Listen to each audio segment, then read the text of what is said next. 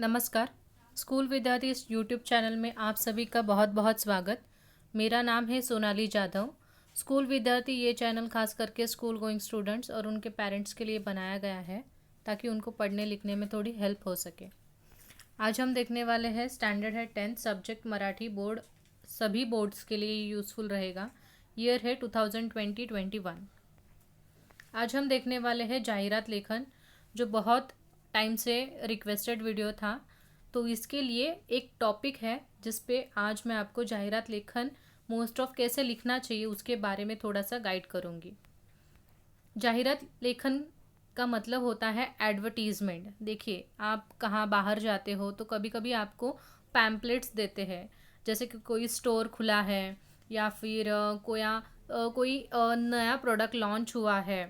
तो जैसे आप डीमार्ट में जाते हो, सुपरमार्केट में जाते हो, तो कोई भी नया प्रोडक्ट जब लॉन्च होता है तो उसका वो क्या करते हैं, पैम्पलेट बांटते हैं। ठीक है, तो उसमें क्या होता है, उस प्रोडक्ट की इन्फॉर्मेशन होती है या फिर नया प्रोडक्ट लॉन्च करते हैं इसके लिए उस पर छूट दी जाती है। तो इस तरह से अलग अलग एडवर्टीज़मेंट होती है प्रोडक्ट के बारे में, या फिर कोई क्लासेस चालू करता है या फिर और कई कई चीज़ों के बारे में एडवर्टीज़मेंट करते हैं। ठीक है, सो वही जाहिरात लेखन हमें मराठी में कैसे लिखना है इसके बारे में हम देखने वाले हैं। यही सेम रूल आप हिंदी के लिए भी अप्लाई कर सकते हो। आज का जो टॉपिक है वो है च्यवनप्राश विक्रीची जाहिरात। ठीक है, ये प्रोडक्ट आपको पता है मार्केट में भी अवेलेबल होता है, तो यही टॉपिक लिया है। यहाँ पे कोई भी आप प्रोडक्ट ले सकते हो। ठीक है, छाता ले सकते हो या फिर किताबें ले सकते हो, किसी भी प्रोडक्ट का नाम आप ले सकते हो, या फिर दूध है। ठीक है, सो च्यवनप्राश विक्रीची जाहिरात मतलब आपको जो प्रोडक्ट है जिनका उनको ये बेचना है, तो वो उसकी एडवर्टीज़मेंट कैसे बनाएंगे। सो यहाँ पे मैंने एक एडवर्टीज़मेंट बना के रखी है। ये मैंने कलरफुल बनाई है ताकि थोड़ी आपको अट्रैक्टिव लगे। आपको आपके आंसर शीट में आप पूछिए पहले स्कूल में स्कूल टीचर को, सब्जेक्ट टीचर को, कि ड्राइंग अगर किया आपने उसमें थोड़ा सा तो चलेगा क्या, या फिर पेंसिल से ओवरराइट किया, बॉक्सेस बनाए तो वो चलने वाला है, या फिर बहुत सारे स्कूल में अलग अलग रूल्स होते हैं, बल्कि बोर्ड तो एक ही है, फिर भी कुछ कुछ टीचर्स अलग अलग बच्चों को बोलते हैं। इसके लिए मैं आपको वही सजेस्ट करूँगी कि आप पूछिए कि जाहिरात लेखन में उनको क्या चलेगा और क्या नहीं चलेगा। ये दोनों भी चीज़ें उनसे पूछ लीजिए कि पेंसिल से ही पूरा करना है या पेन से ही लिखना है क्या पूरा, मतलब जो ड्राइंग है वो भी पेन से बनानी है क्या, जो अंडरलाइन है, जो हाइलाइटेड वर्ड्स है। तो ये सभी चीज़ें पहले आप एक बार आपके क्लास टीचर या फिर आपका जो सब्जेक्ट टीचर है, हिंदी, मराठी, इंग्लिश, तो आप उनको पूछ लीजिए आराम से और फिर वो आपको गाइड करेंगे। ठीक है, तो यहाँ पे मैंने लिखा है एक एडवर्टीज़मेंट। तो बहुत सारी मोस्ट ऑफ चीज़ें आपको क्वेश्चन में ही बताई जाएंगी कि एड्रेस बताएंगे या फिर वो जो छूट है या फिर उसके क्वालिटीज़ के बारे में, ऐसा सब कुछ वो पहले से खुद क्वेश्चन में ही आपको बताएंगे।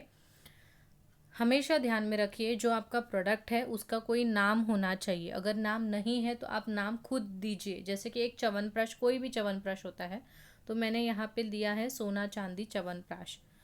और जो हमारा ये मेन प्रोडक्ट है तो उसको मैंने एक बॉक्स के अंदर बनाया था, और ये बॉक्स के बाजू में मैंने एक जो बॉटल है, नॉर्मली आप अगर पेंसिल से बनाओगे तो नॉर्मली एक आपको ऐसे बॉटल बनाना है जहाँ पे एक आप फ्लावर बना सकते हो, कुछ भी बना सकते हो। देखिए, ड्राइंग करने में ज़्यादा वक्त नहीं हमें स्पेंड करना है, तो ये ध्यान में रखिए बात, क्योंकि टाइम मैनेजमेंट हमें बहुत ही स्ट्रिक्टली फॉलो करना पड़ता है लैंग्वेज के पेपर के वक्त में, क्योंकि ऑलरेडी बहुत सारा लिखना होता है। तो टाइम पास बिल्कुल मत कीजिए, जो भी सिंपल ड्राइंग होता है उसी को ड्रॉ कीजिए। ठीक है, हमेशा ध्यान में रखिए जो भी आपका प्रोडक्ट है उसका हमेशा एक अट्रैक्टिव टैगलाइन होता है, वो लिखना ज़रूरी होता है, उससे आपका इंप्रेशन अच्छा होता है।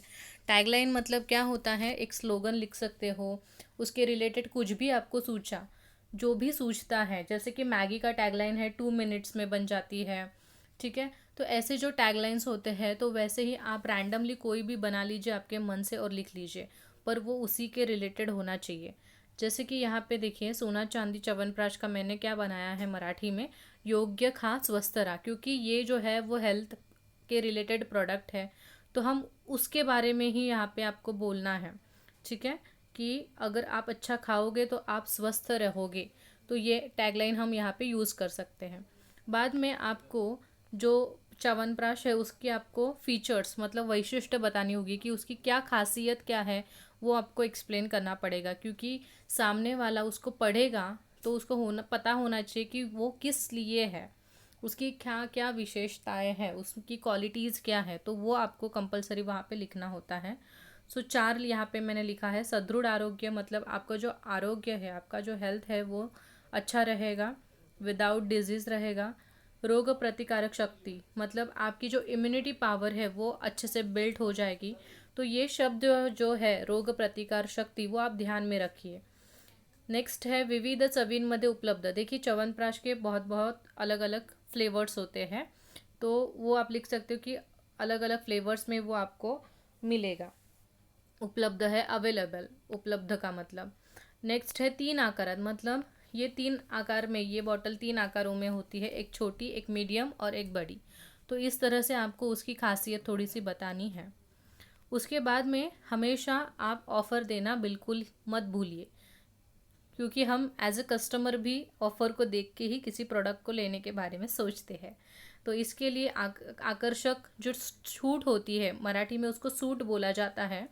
ठीक है, तो वो आपको 10% देनी है, और आप उसमें एडवांस कर सकते हो कि कहाँ कब तक वो छूट होगी। तो 30 जानेवारी मतलब 30 जानेवारीपर्यंतच ती सूट असणार आहे। उसके बाद अगर आपने प्रोडक्ट खरीद लिया तो आपको वो जो छूट है वो नहीं मिलेगी।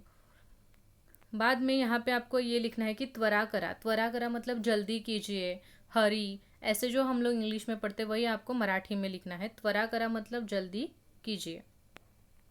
नेक्स्ट आप आपका संपर्क लिखोगे। संपर्क यानी कि वो प्रोडक्ट कहाँ पे मिलेगा।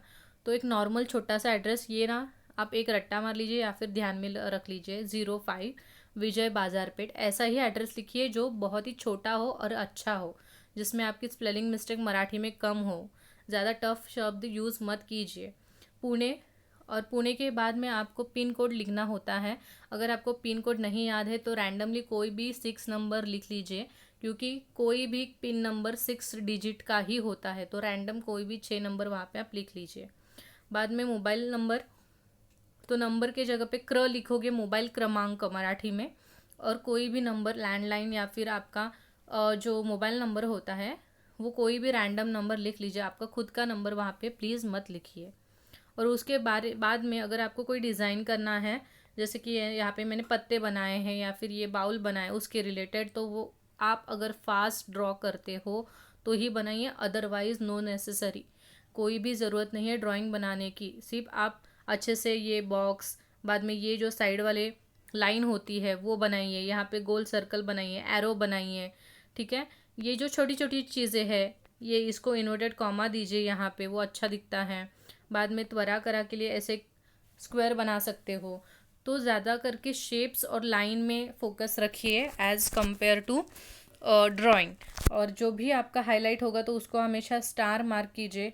ठीक है, तो ये जो चीज़ें हैं, और देखिए ये जो मेन है सोना चांदी च्यवनप्राश, अभी ये मैंने रेड फॉन्ट यूज़ किया है और बोल्ड यूज़ किया है, तो आपको वो बोल्ड दिखाई दे रहा है, पर जब आप स्कूल में निकालोगे इसको पेंसिल से, सॉरी पेन से, तो आपको उसको थोड़ा ओवरराइट करना पड़ेगा, पर ओवरराइट इतना भी मत कीजिए कि वो गंदा दिखे।